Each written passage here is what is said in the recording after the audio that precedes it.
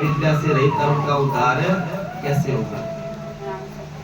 सूत जी महाराज कहते हैं कि महाराज ये तो आपने बड़ा अच्छा प्रश्न किया। आप सबने मनुष्य के उद्धार के लिए पूछा है तो मैं आपको अवश्य बताता हूँ। एक बार देव ऋषि नारद जी महाराज घूमते घूमते हुए पृथ्वी लोक पर आते हैं और आकर के क्या देखते हैं कि यहाँ पर सभी मनुष्य दुखी है। कथा के अंदर मैं एक बार फिर बोलता हूँ, कथा के अंदर बीच में डिस्टर्ब नहीं करना चाहिए।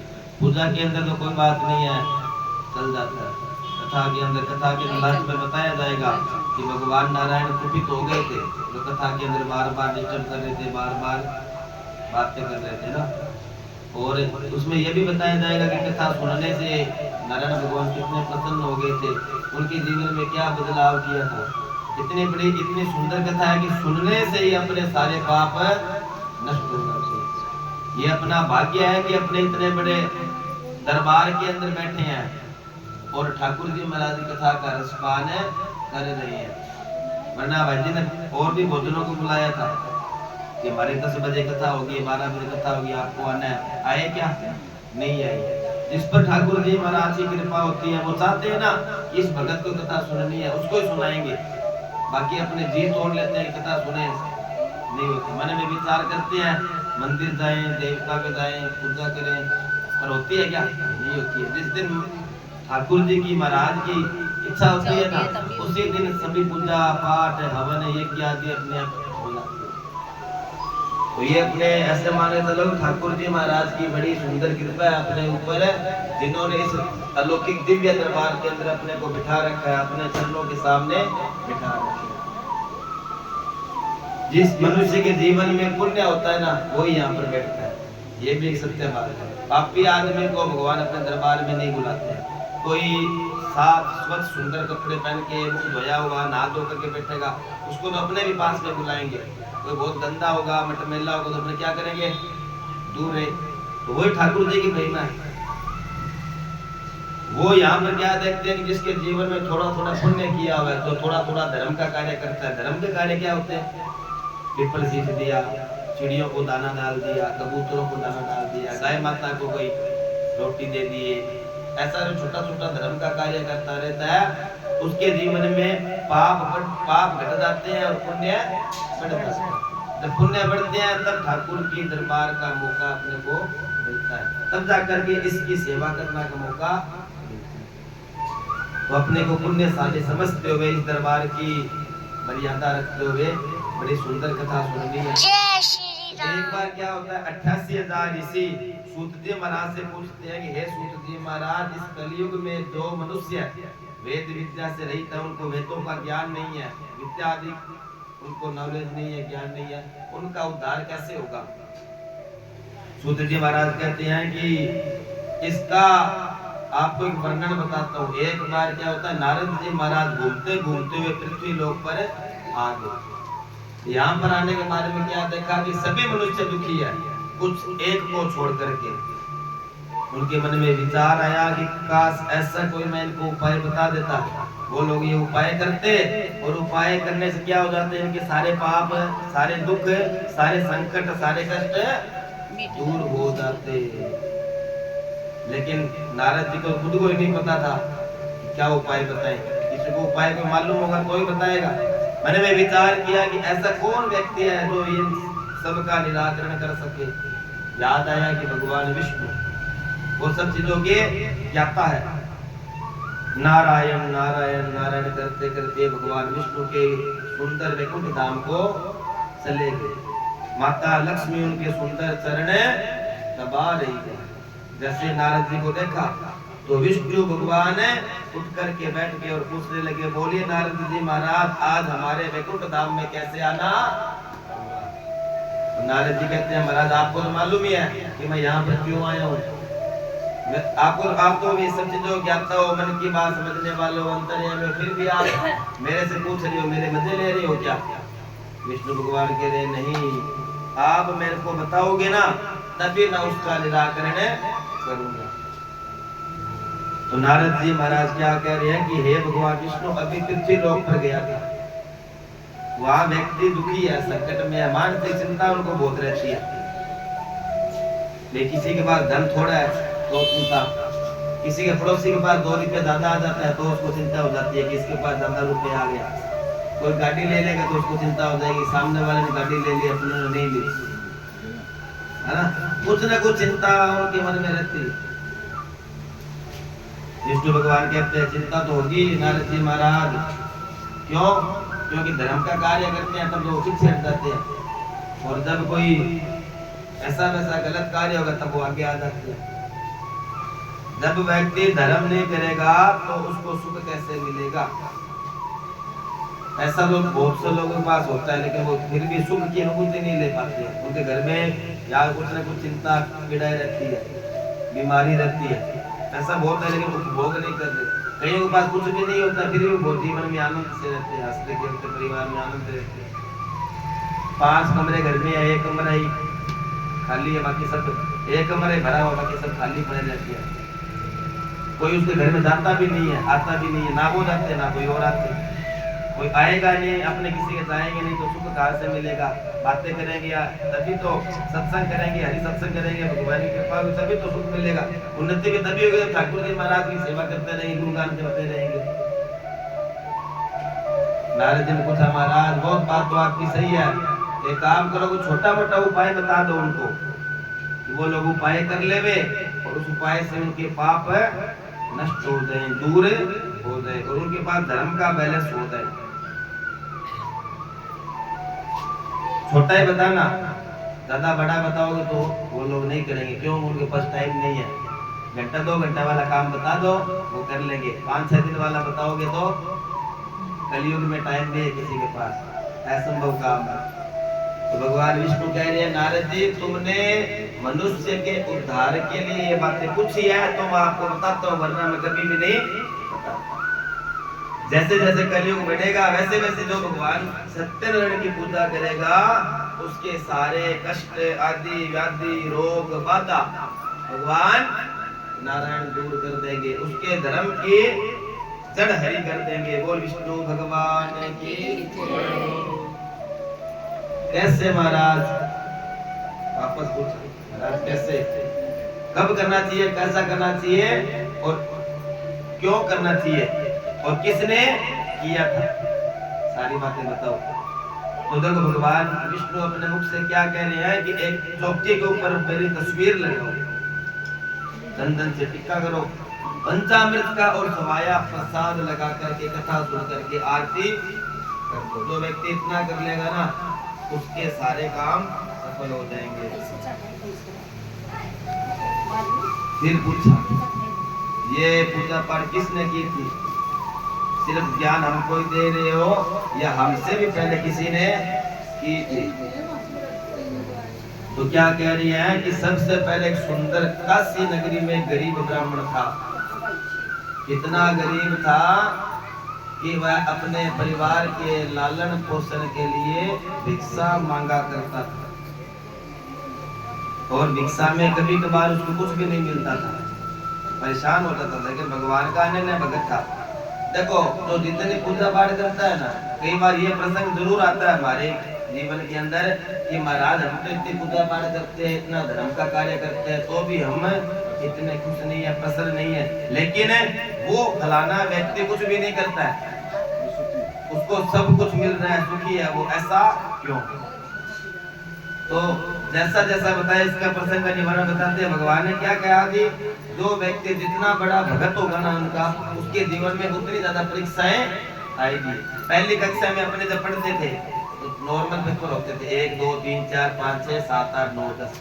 फिर दूसरी में हुए, फिर थोड़े और परीक्षा हार्ड हुई, फिर 5वीं में हुए तो और हार्ड हुई, फिर 10वीं में हुए तो और कठिन हुई, फिर 12वीं में और कठिन। ऐसे ऐसे जैसे जैसे अपने कक्षाएं में बढ़ते गए ना वैसे वैसे अपनी भी परीक्षाएं कठिन होती गई। वैसे ठाकुर जी की दरबार की सेवा है, अपने थोड़े देर पूजा करेंगे ना थोड़ी विपदा आएगी अपने ऊपर। नहीं बोलना नहीं है, बीच में कथा में बोलना नहीं है। फिर अगर थोड़े दिन पूजा करेंगे ठाकुर जी महाराज की, फिर भगवान कुछ ना कुछ ऐसी बाधा डाल देंगे कि वो पूजा छूट जाएगी अपने।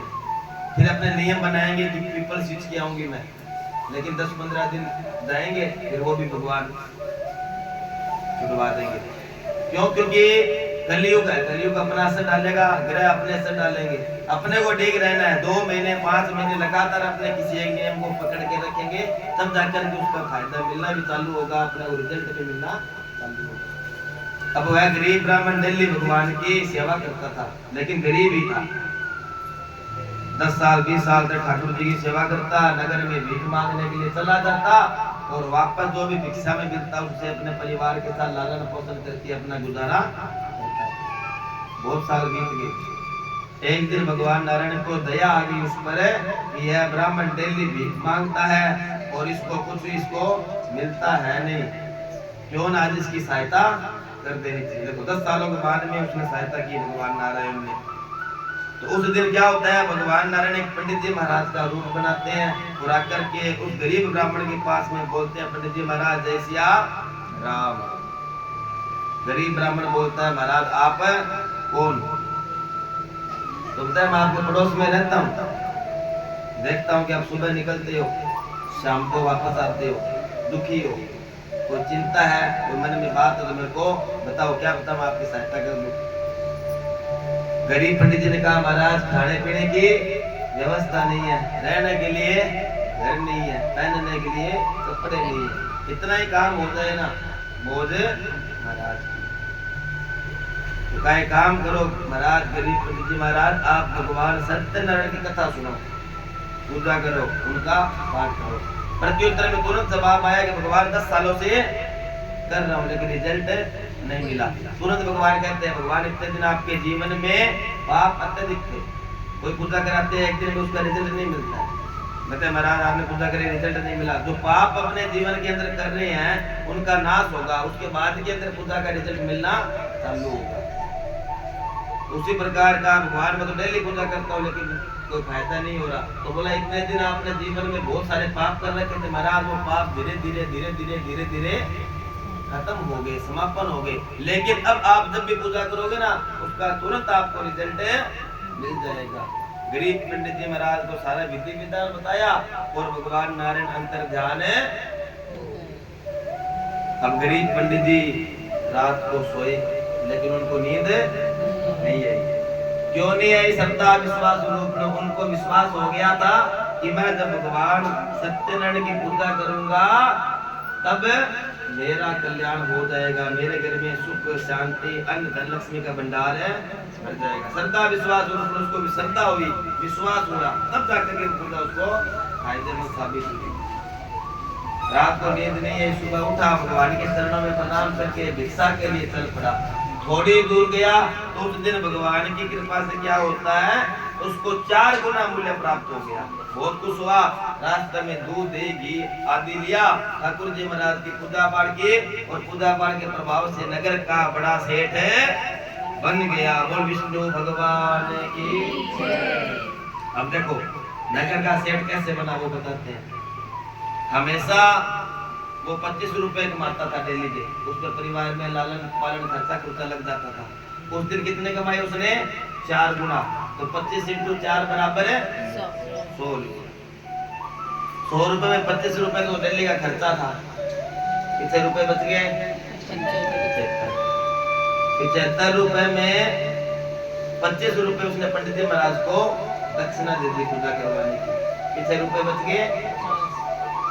50 रुपए में 25 रुपए उसकी पूजा की सामग्री का लग गए। कितने रुपए बच गए?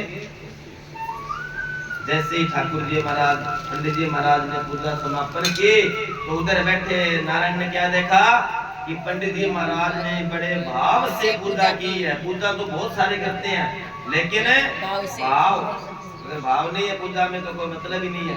फिर तो पंडित जी महाराज आकर के बात के चले गए, जय लक्ष्मी लोमड़ा। बड़े भाव से पूजा की, तुरंत रिजल्ट दिया उनको। क्या रिजल्ट दिया?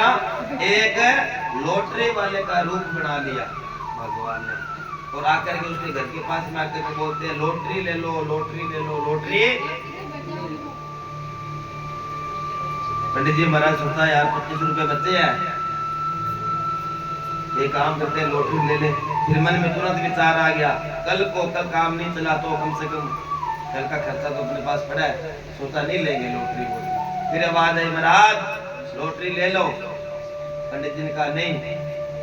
फिर बोले नारायण स्वयं बोल रहे हैं ले लो, क्या पता आपके लग जाए।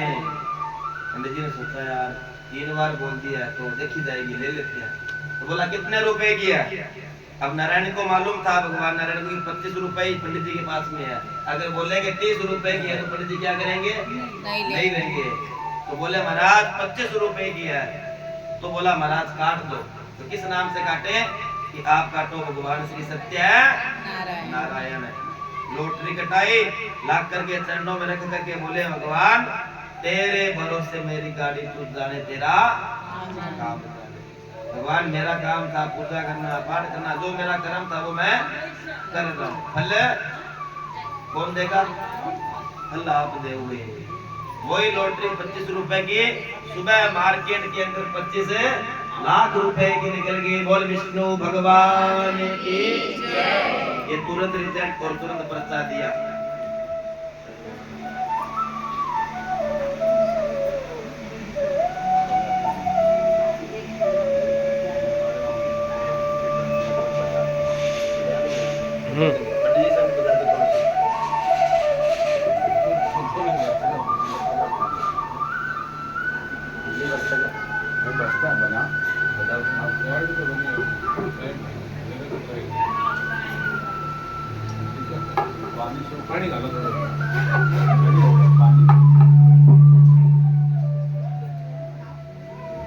गरीब पंडित जी महाराज धन आदि से परिपूर्ण होकर के इसको छोड़ दो, देख लो सच्चा तो ठीक करने की बात नहीं, घंटी बजा देना। धन आदि से परिपूर्ण होकर के एक दिन परिवार के साथ पूजा कर रहे थे। उस समय लकड़ी बेचने वाला लकड़हारा वहां पर आया। देखा महाराज पूजा में व्यस्त, उसको प्यास लगी थी बहुत भयंकर तेज, लेकिन देखा कि पूजा पाठ में व्यस्त है तो डिस्टर्ब नहीं किया, चुपचाप बैठ गया, कथा सुनने लग गया। कथा समापन हुई, पंडित जी ने देखा कि वो तो अनजान व्यक्ति है। सबसे पहला पूछा बोलो महाराज आप कौन हो, मैंने तो आपको नहीं बुलाया। लकड़हारे ने कहा पंडित जी महाराज मैं लकड़हारा हूँ और लकड़ी बेचने को जैसे इस नगर में आया हूँ। मुझको प्यास लग गई थी, आपके घर से मंत्रों की पूजा पाठ की आवाज आ रही थी, तो मैंने सोचा क्यों न यहाँ से पानी पी करके आ जाऊं। लेकिन आप इतनी दिव्य पूजा पाठ कर रहे थे, मैंने आपको डिस्टर्ब नहीं किया। क्यों? क्योंकि मैंने बताया था पूजा में विघ्न कौन डालते हैं, इसलिए मैं तो तुझ मनुष्य हूँ, मैंने आपको विघ्नों में नहीं डाला। अब मुझे ये बताओ कि इतनी बड़ी तेजस्वी पूजा पाठ किसकी कर रहे हो, और इसको करने से क्या फायदा मिलेगा। तब पंडित जी ने पुरानी बात बताई, बहुत गरीब था महाराज, बहुत गरीब था। एक पंडित जी महाराज मिले, उन्होंने मेरे को ऐसी पूजा पाठ बताया, ऐसा जप तप बताया। आज पूजा पाठ किया और इस पूजा पाठ के प्रभाव से खूब वैभवशाली लकड़हारे ने सोचा कि मैं भी ये पूजा पाठ करूं, क्या पता मेरा भी बेड़ा पार है।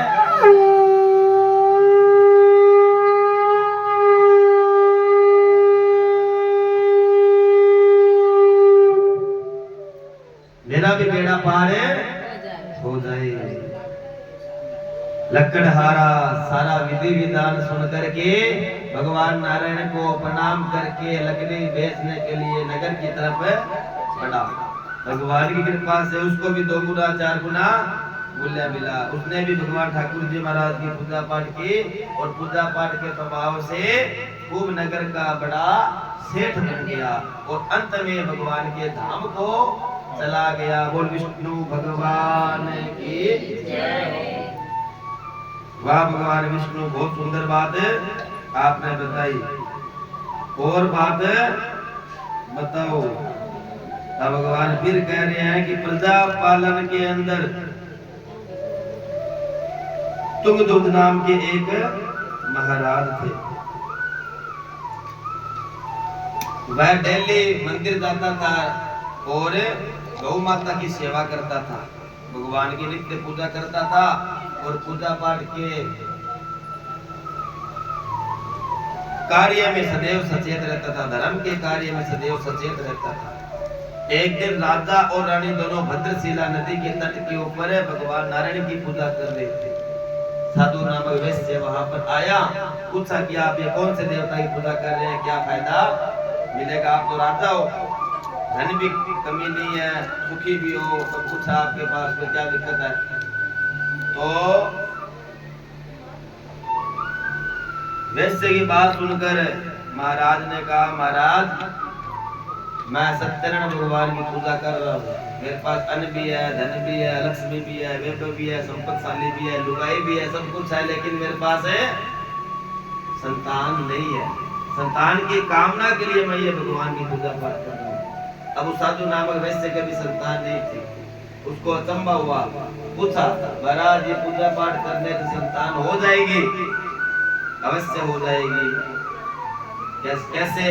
कि भगवान कभी किसी को निराश नहीं करते, या तो पर्चा तुरंत मिलेगा या थोड़े दिन बाद मिलेगा जरूर, ये कन्फर्म है। आज मिले तो बढ़िया है, 1 महीने बाद मिले तो और भी बढ़िया। ठाकुर जी महाराज की 1 महीने तक सेवा करने का मौका मिल गया अपने। कोई आदमी पीछे पड़ते हैं, भाई जी पैसा दो, एक दिन नहीं देता दूसरे दिन फिर फोन करते हैं ना, भाई जी पैसा दो, फिर नहीं देता तीसरे दिन फिर करते हैं, चौथे दिन ऐसे करते रहे हैं। वही ठाकुर जी की महिमा है, एक दिन पूजा पाठ रिजल्ट मिला, दूसरे दिन फिर करेंगे, तीसरे दिन चौथे दिन ये कल्याण होता रहेगा अपना। सारा विधि विधान सुनकर के अपने घर पर आ गया, उसकी पत्नी को बताया, उसकी पत्नी का नाम लीलावती था। लीलावती को बताया कि मैं साधु नामक वैश्य राजा भद्रशिला नदी के तट पर गया था और वहां पर मैंने राजा रानी को देखा, वो भगवान सत्यनारायण की पूजा कर रहे थे, उनके कोई संतान नहीं थी, अपने भी कोई संतान नहीं है। अगर अपने घर में किलकारियां गूंजेगी तो अपने भी ठाकुर जी महाराज की सेवा पूजा करवाएंगे। उसकी पत्नी लीलावती ने कहा, जैसे आपकी मर्जी। थोड़े दिन बाद में ठाकुर जी महाराज की कृपा से उसकी पत्नी लीलावती सांसारिक धर्म में प्रवृत्त होकर के 10वें महीने में सुंदर कन्या को जन्म दे दिया। कन्या का नाम लीलावती रखा गया। धीरे धीरे समय व्यतीत हुआ। एक दिन लीलावती बड़े मीठे स्वर में बोलती है, किसको? अपने पति को। पत्नी मीठी कब बोलती है भाई जी, वो तो आपको पता ही है, जब उनको कोई तकड़ा सा काम होता है। छोटा मोटा काम तो वो कर लेती है, बड़ा काम होता है ना तब अभी सुनते हो, क्या पापा जी यहाँ पे बैठो, इनके पापा जी आओ, चाय लाओ, पंखा चलाओ, फिर कहते हैं कि कल्याण ज्वेलर्स में सेल लगी हुई है, एक ब्रेसलेट पसंद आ गया है? तो अपने तो 10 रुपए की चाय 5 लाख रुपए की पड़ जाती है। तो उसी प्रकार साधु नामक वैश्य की पत्नी लीलावती बड़े मीठे स्वर में बोली, यदि सुनते हो, क्या आपने कहा था जब हमारे घर संतान हो जाएगी तब हमने पूजा पाठ है अब करें? साधु नामक वैश्य ने कहा, नहीं अभी करें तो पंडित जी को बुलाना पड़ेगा, पंडित जी इतना बड़ा पर्चा थमा देंगे, खर्चा हो जाएगा। खर्चा भी करेंगे नहीं, क्यों? क्योंकि मार्केट में मंदी है। कब करेंगे? जब इसकी शादी करेंगे उस टाइम पंडित जी भी आएंगे, परिवार वाले भी आएंगे, पूजा का सामान भी आएगा, 1 पंच 2। ठाकुर जी महाराज की कृपा से समय व्यतीत होता रहा। कलावती बड़ी होगी, शादी के लायक। अपने नौकर को बुलाया कि जाओ मेरी पुत्री के लिए सुंदर बड़ी पुत्र ढूंढ करके लाओ। अपने मालिक की आज्ञा पाकर के उसके नौकर सबसे पहले कंचन नगर, जो कि कलकत्ता के रूप में प्रसिद्ध है, कंचन नगर गए, देखभाल करके सुंदर बड़े पुत्र साथ में लेकर के आ गए। साधु नामक वैश्य उससे बातचीत की, खुश हो गया और खूब धूमधाम से शादी कर दी। उस समय भी पूजा पाठ करना भूल गया। अब कोई भी आदमी एक बार गलती करता है तो माफी मिल जाती है, 2 बार करता है तो माफी, 3 बार। भगवान के उसने बोला संतान होगी तब करूंगा। संतान होगी, नामकरण भी हो गया, पढ़ ली लिख ली, बड़ी होगी, शादी भी होगी, लेकिन पूजा पाठ नहीं की। अब भगवान को गुस्सा आया, उसने श्राप दे दिया तुम्हें दारुण दुख प्राप्त। अपने जमाई को लेकर के साधु नामक वैश्य राजा चंद्रकेतु की नगरी में आ गया और उस दिन भगवान की महल से, राजा के महल से दो चोर राजमहल का सामान सोना चांदी हीरा मोती चुरा करके भाग रहे होते। उनको पकड़ने के लिए कौन आ रहा है और पीछे पीछे पुलिस वाले। और साधु नामक वैश्य सामने खड़े हैं, नाव से उतर रहे हैं। इधर से दो चोर आ रहे हैं, उनको पकड़ने के लिए पुलिस वाले आ रहे हैं। तो दोनों चोर आपस में बात कर रहे हैं कि भागा जा नहीं रहा है और पीछे से मामा जी भागे भागे आ रहे हैं, मामा पकड़ लेंगे तो मूड बनाएंगे। दूसरा चोर बोल रहा है मैंने तेरे को बोला था कम चोरी कर, तू बोला आज बड़ा मौका मिला है, बड़ा हाथ मारेंगे, बड़ा हाथ मारेंगे, बड़ा हाथ मारेंगे, तो मार ले आप। तो पहला वाला फिर बोल रहा है यार उस बात को छोड़, तू ये बता इस संकट से कैसे निकले। तो पहला वाला क्या कह रहा है, काम कर, वो सामने नाव खड़ी है, उस नाव के अंदर ये माल डाल देते हैं, खुद भाग जाते हैं। वो भी दो है, साधु और साधु नामक का जवाई, अपने भी दो है। पुलिस आ रही है, उनको पकड़ के ले जाएगी, अपने तो फ्री। सारा का सारा जितना राजमहल से माल चुराया था वो किसके नाव में डाल दिया, साधु की नाव में डाल दिया। कितने पीछे से पुलिस वाले आ गए। अब जिसके पास माल होता है, सामान होता है, वही चोर होता है। वो तो बहुत बोल रहे हैं कि हमने चोरी नहीं की, लेकिन किसी ने भी एक बात नहीं सुनी, नहीं मानी, क्योंकि भगवान का श्राप लगा हुआ। जब तक वो श्राप लगा रहता है ना, चाहे कुछ भी करते रहे अपने जीवन के अंदर, उसका निवारण नहीं हो सकता। उसका निवारण भगवान नारायण ही करेंगे, भगवान ठाकुर जी महाराज ही करेंगे। केवल माता है मैंने कुछ चीजें बोल देती है, भाई मेरा फलाना काम हो जाए तो मैं ये काम करूंगी, अब वो काम करना भूल जाती है। उसके बाद में साल 2 साल 5 साल बाद में कोई विपदा आती है तो फिर नया काम बोल देते हैं, तो महाराज ये काम हो जाए तब ये काम करेंगे। अपने तो इन मामलों में लेडीज ज्यादा आगे रहती है। लेकिन अब उसके बाद में काम तो बोला था शंकर जी को, शंकर जी वाला काम तो किया नहीं। अब हनुमान जी, राम जी के, लड्डू गोपाल जी के, श्याम जी के, सबके पीछे लगे रहे, भगवान ये काम करो, ये काम करो। तो पहले शिव जी वाला बाकी पड़ा है, वो क्लियर होगा, उसके बाद में तो आगे का नंबर आएगा।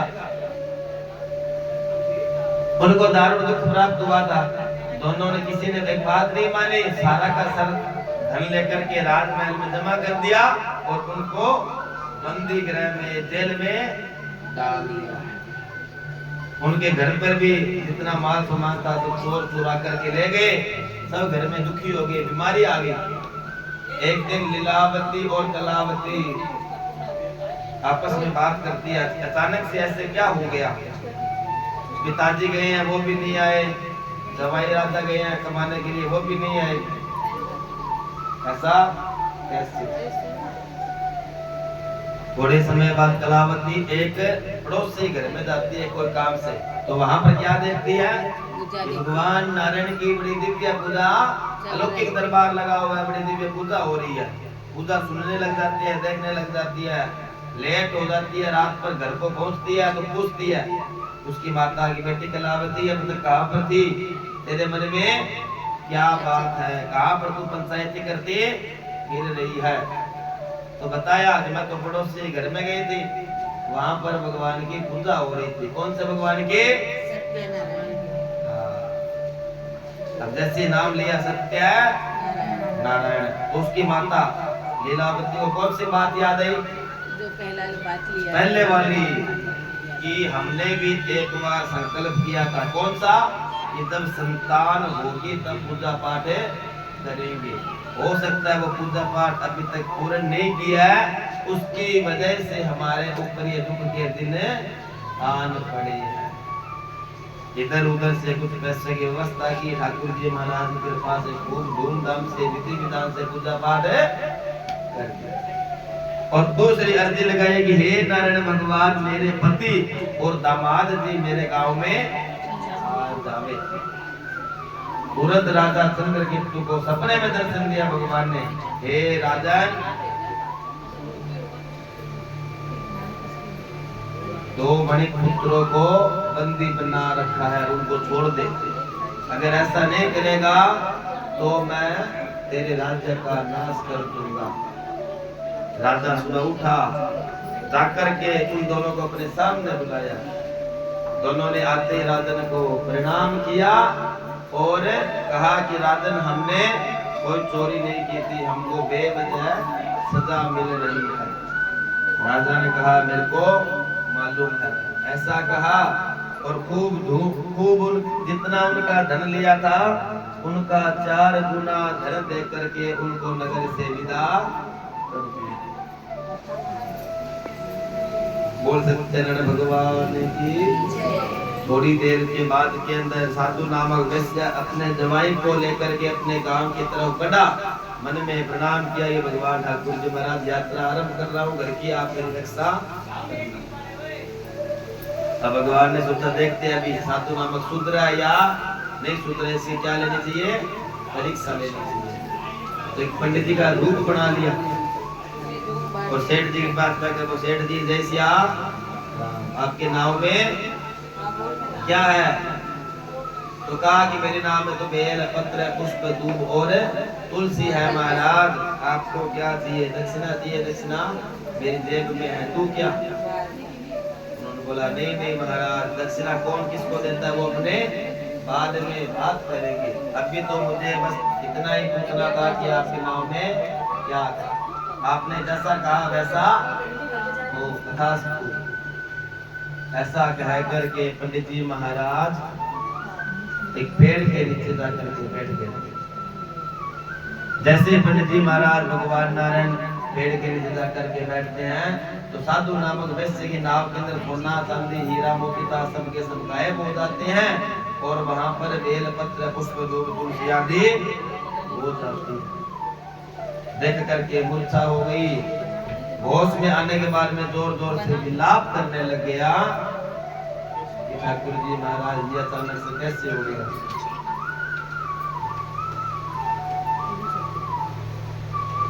जवाई ने कहा पिताजी थोड़ी देर पहले अपने को पंडित जी महाराज मिले थे, उन्होंने आपसे पूछा था कि आपके नाव में क्या, आपने क्या कहा था कि मेरी नाव में पुष्प है धूप है तुलसी है। पंडित जी ने क्या कहा, तथा जैसा कहा वैसा हो जाए। मेरे को तो लगता है उन पंडित जी ने अपने को श्राप दे दिया। वो पंडित जी बहुत बड़ी चीज है, हस्ती है, उपासक है। अगर अपने को धन वापस चाहिए तो पंडित जी की शरण में चलना। साधु नामक वैश्य ने दूर दूर देखा, पंडित जी महाराज जो भगवान नारायण का रूप धारण किए हुए थे वहीं पर बैठे थे। जाएगा कहाँ आएगा यहाँ। थोड़े दिन तक अपने कोई चीज भूल जाते हैं ना, तो थोड़े दिन बाद में फिर भाग करके यहाँ पर आते हैं, गोपाल जी को नहलाते हैं भगवान, जय श्री राम। तब भगवान भी फिर मजे लेते हैं, तुरंत काम नहीं करते, 2-5-10 दिन महीना 2 महीना लगाते हैं। आकर के बोले महाराज मैं माफी मांगता हूँ, मैंने आपसे झूठे वचन कहे थे, मेरी नाव में सोना चांदी हीरा मोती था, लेकिन मैंने आपको क्या कहा, बेल पत्र दूब तुलसी है, उसके लिए आप मेरे को क्षमा करो। नारायण भगवान ने पंडित जी महाराज ने जोर से फटकार लगाई, मूर्ख मनुष्य साधु नामक वैश्य, याद कर वो दिन जब तूने कहा था कि मेरे घर संतान उत्पन्न हो जाएगी तब मैं पूजा पाठ करूंगा। तेरे घर संतान उत्पन्न नहीं हुई तो कहा होगी महाराज, उसका नाम नहीं निकला, बोलती नहीं है क्या, वो बोलती है, पढ़ाई लिखाई नहीं की है, शादी नहीं हुई तो हो गई, फिर पूजा पाठ क्यों नहीं की। नानेरा थोड़ी है यहाँ पर, ननियाल थोड़ी है, ननियाल में सब छूट होती है। अब करूंगा महाराज, मेरी नाव में धन परिपूर्ण कर दो। नाव में धन देखा खूब लबालब भरा हुआ था। ठाकुर जी महाराज के चरणों में प्रणाम करके अपने गांव की ओर आ गए। घर पर जाकर के अपने घर पर घरवाली को लीलावती कलावती को संदेशा पहुंचा दिया कि आपके पति और दामाद जी व्यापार करके गांव के उस किनारे पर आ गई है। उस समय कलावती लीलावती भगवान की गुजर पाठ कर रही थी। लीलावती ने गुजर पाठ पूर्ण किया, कलावती बीच में उठ गई। गुजर समापन होने के बाद में लीलावती ने आवाज लगाई, कलावती यहाँ पर आओ, भगवान की सेवा करो, पूजा करो, प्रसाद लेकर के जहाँ पर आपके पति रुके हुए वहीं पर आ जाना, मैं जाकर के पिताजी से आपके पिताजी से मिलती हूँ।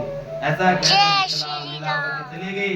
कलावती पूजा में बैठ गई, लेकिन उसका मन नहीं लगा। पूजा को बीच में छोड़ दिया और सीधी चली गई। अब पूजा को बीच में छोड़ा तो भगवान उस पर नाराज हो गए। उसका पति जल से निकल रहा था, अचानक जल में डुबो दिया उनको।